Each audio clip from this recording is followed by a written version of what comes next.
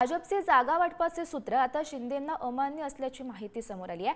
भाजपा 160, शिंदे सेना आणि अजितदादांना प्रत्येकी 64 जागांचा प्रस्ताव आहे। लोकसभेच्या निकालातील स्ट्राइक रेटचा दाखला देत आता शिंदेंकडून जास्त जागांची मागणी करण्यात आलेली आहे।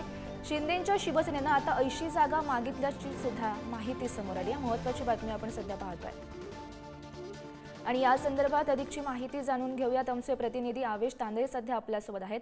आवेश, आपण पाहतोय जे भाजपाचं जागा वाटपाचं सूत्र आहे ते आता शिंदेंना अमान्य असल्याची माहिती समोर आली आहे। गौरी, आपल्याला माहिती असेल की 2 दिवसापूर्वी अमित शाह महाराष्ट्र दौऱ्यावर होते।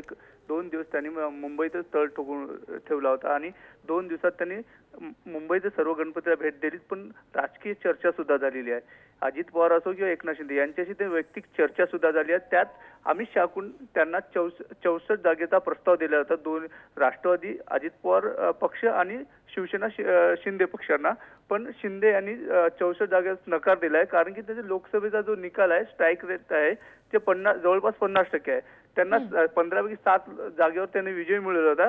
अजित पवारला फक्त एका जागेवर विजय मिळवला आला होता। त्यामुळे एकनाथ शिंदे यांची मागणी आहे की आम्हाला 64 जागा देऊ नका, आम्हाला 80 जागेची मागणी त्यांनी अमित शाहकडे ठेवलेली आहे। याबाबत जो पण तोडगा असेल तो दिल्लीतच होणार आहे।